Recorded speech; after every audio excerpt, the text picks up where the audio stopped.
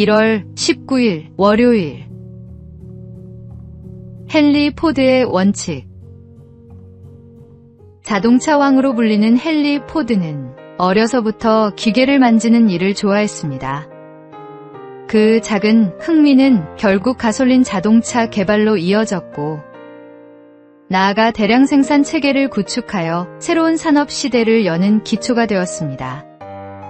그는 생산비가 절감되자 노동자의 임금을 오히려 올리는 과감한 결정을 내렸고, 이는 지속가능한 경영의 모범이 되었습니다. 포드는 평생 붙들어야 할 원칙을 분명히 알고 있었습니다. 자신이 무엇을 하는지 확실히 이해하며 분명한 동기를 세웠고, 이는 그가 어려움을 뚫고 나아가는 끈기가 되었습니다. 또한 구체적이면서도 건실한 계획을 세우고 꾸준히 점검하며 목적을 향해 끝까지 걸어갈 수 있도록 의지력과 좋은 습관을 길러갔습니다. 더불어 그는 항상 다른 사람의 입장에서 생각하며 협력하는 태도를 잃지 않았습니다. 혼자 이루는 성취에는 한계가 있다는 사실을 잘 알고 있었기 때문입니다. 새해를 시작하는 우리는 어떨까요?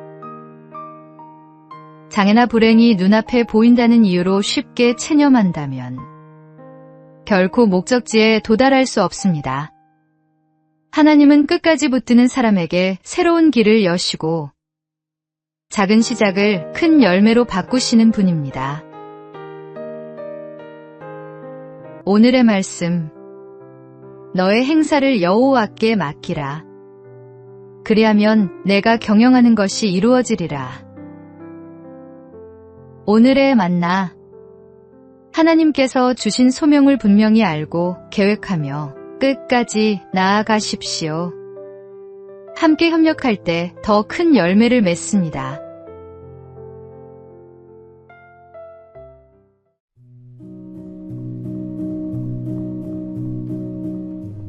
(1월 20일) 화요일.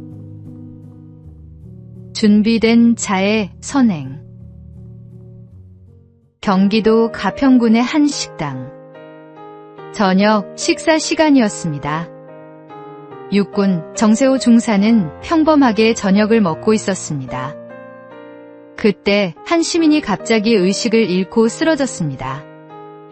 입에서는 거품이 쏟아져 나왔고 호흡은 멈춰 있었습니다. 정 중사는 망설이지 않았습니다. 즉시 달려가 상황을 파악하고 주변에 119 신고를 요청했습니다. 음식물이 기도를 막았다고 판단한 정 중사는 하임리히법을 시작했습니다. 두세 차례 시도했지만 환자의 호흡은 돌아오지 않았습니다. 손은 여전히 차가웠습니다. 그러나 정 중사는 포기하지 않았습니다. 5분간 계속 복부를 압박했고 마침내 음식물이 나왔습니다. 환자는 호흡을 되찾았습니다. 119에 환자를 인계한 정 중사는 조용히 자리를 떠났습니다. 이 선행이 세상에 알려지자 정 중사는 말했습니다. 평소 부대 안전교육에서 반복 숙달한 훈련이 큰 도움이 됐습니다.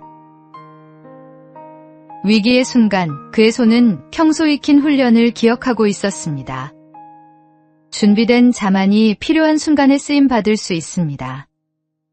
하나님께서 우리에게 주신 은사와 능력은 자신만을 위한 것이 아닙니다.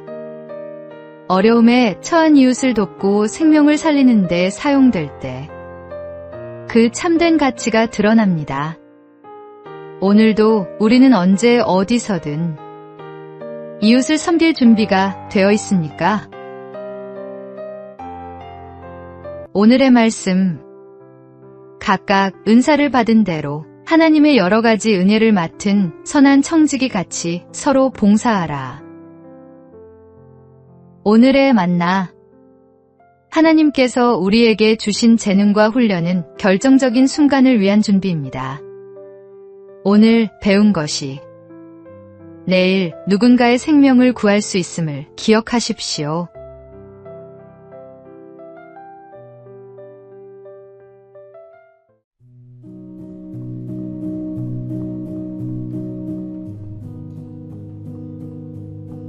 1월 21일 수요일. 보이지 않는 경계선. 누군가 오래된 어항에서 산금붕어를 넓은 수조로 옮겨주었다는 이야기가 있습니다. 새 수조는 훨씬 넓고 마음껏 헤엄칠 수 있는 공간이 있었지요. 그런데 금붕어는 넓은 공간이 생겼음에도 불구하고 단 한 곳만 맴돌며 작은 원을 그리며 헤엄쳤다고 합니다. 어항에 있을 때 부딪히지 않으려고 익숙해진 그 작은 동선에서 벗어나지 못하는 것이었습니다. 더 이상 벽이 가로막고 있지 않는데도 스스로 만들어 놓은 보이지 않는 경계선을 넘지 못한 것입니다. 사람도 이와 크게 다르지 않습니다. 반복된 실패, 마음의 상처, 좌절의 기억 때문에 더 이상 시도해봐야 소용없다고 생각하는 순간이 찾아옵니다. 사실은 이미 넓어진 길이 있음에도 예전의 한계 안에서만 움직이며 스스로를 가두어 버리곤 합니다. 당신 마음속에도 그런 보이지 않는 선이 있습니까? 그러나 기억해야 합니다. 우리는 하나님께서 주신 가능성과 힘을 가진 존재입니다. 어항 속의 작은 원을 그리던 금붕어처럼 머물 필요가 없습니다. 이미 길은 넓게 열려 있습니다. 당신을 가두던 마음의 선을 지우십시오. 그 너머에는 하나님이 준비하신 더 넓은 삶이 기다리고 있습니다. 오늘의 말씀. 내게 능력 주시는 자 안에서 내가 모든 것을 할 수 있느니라. 오늘의 만나. 과거의 실패가 만든 보이지 않는 한계를 넘어서십시오. 하나님 안에서 우리는 무한한 가능성을 가진 존재입니다.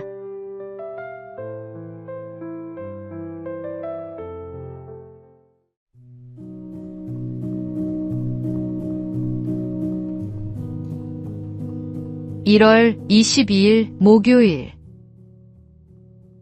시계의 가치. 한 청년이 사업에 실패하고 고향으로 돌아왔습니다. 특히 사업 자금을 마련하기 위해 팔았던 할아버지의 낡은 시계가 자꾸만 생각났습니다. 그 시계는 할아버지의 하나 남은 유품이었지만 팔 때는 겨우 몇만 원을 받았습니다. 몇 년 후 청년은 작은 회사에 취직해 성실하게 일하며 조금씩 자리를 잡아갔습니다. 어느 날 우연히 골동품 경매장을 지나가다가 진열장에서 눈에 익은 할아버지의 그 시계를 발견했습니다.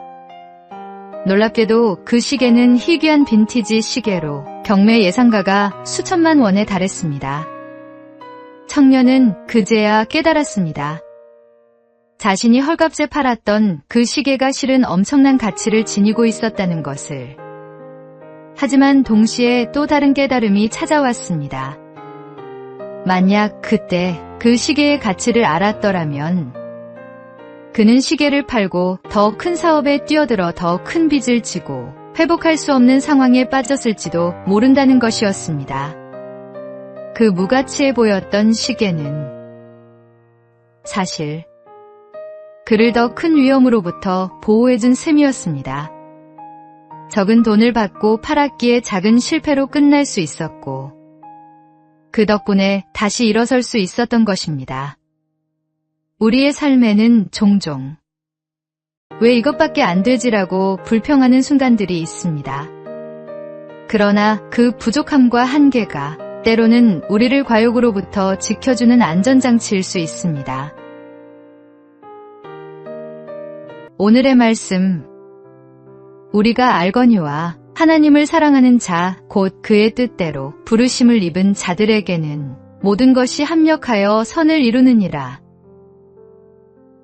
오늘의 만나. 하나님의 섭리는 우리가 이해할 수 없는 방식으로도 우리를 보호하십니다. 모든 것에 감사하십시오.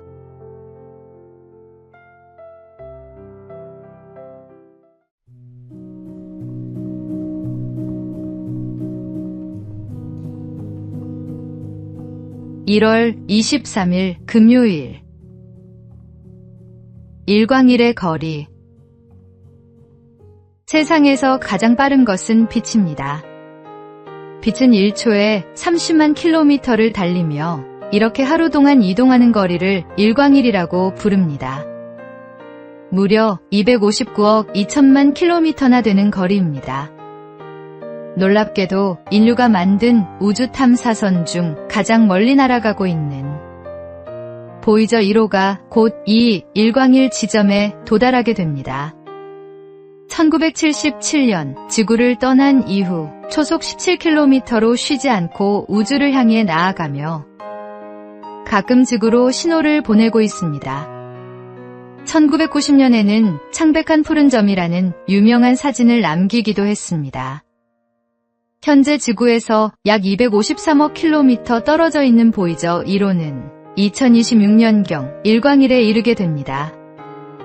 우주의 시간으로 보면 49년은 찰나에 불과할지 모릅니다.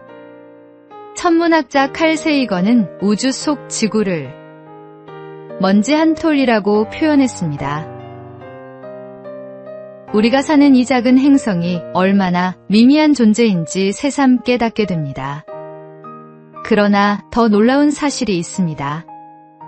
광대한 우주를 말씀 한마디로 창조하신 하나님께서 그 우주보다 작은 우리 한 사람 한 사람을 기억하시고 돌보신다는 것입니다. 가슴이 답답하거나 내 문제가 너무 커 보일 때 우주를 창조하신 하나님을 바라보십시오. 그분의 능력과 사랑 안에서 우리의 삶은 결코 작은 존재가 아닙니다. 오늘의 말씀, 하늘이 하나님의 영광을 선포하고 궁창이 그의 손으로 하신 일을 나타내는도다. 오늘의 만나, 광대한 우주를 창조하신 하나님께서 작은 나를 기억하시고 사랑하십니다. 이 놀라운 사실에 감사하십시오.